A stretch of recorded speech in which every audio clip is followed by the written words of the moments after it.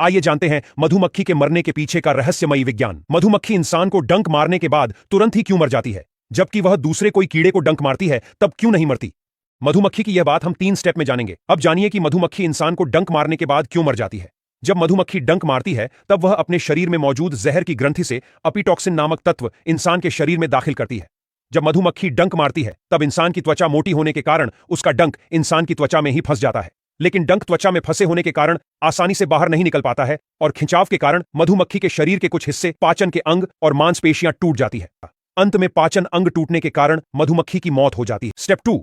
अब जानते हैं कि छत्ते में मोम कैसे बनता है। मधुमक्खी के छत्ते में मोम केवल युवा वर्कर मधुमक्खियां बनाती हैं।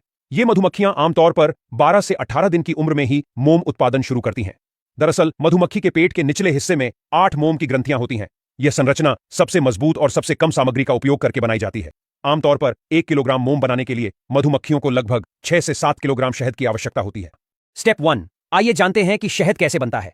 सबसे पहले फील्ड वर्क करने वाली मधुमक्खियां फूलों से नेक्टार को इकट्ठा करती है। नेक्टार को अपने मुंह में लेकर जब फील्ड मधुमक्खियां छत्ते में वापस आती हैं, तब वे नेक्टार को दूसरी वर्कर मधुमक्खियों के मुंह में ट्रांसफर करती हैं। फिर यह वर्कर मधुमक्खी तीसरी वर्कर मधुमक्खी के मुंह में नेक्टार देती है। यह आदान प्रदान बार बार किया जाता है, जिससे नेक्टार गाढ़ा होता जाता है और जब शहद के रूप में बदलने के करीब होता है तो इसे छत्ते की हेक्सागोनल कोशिकाओं में स्टोर किया जाता है।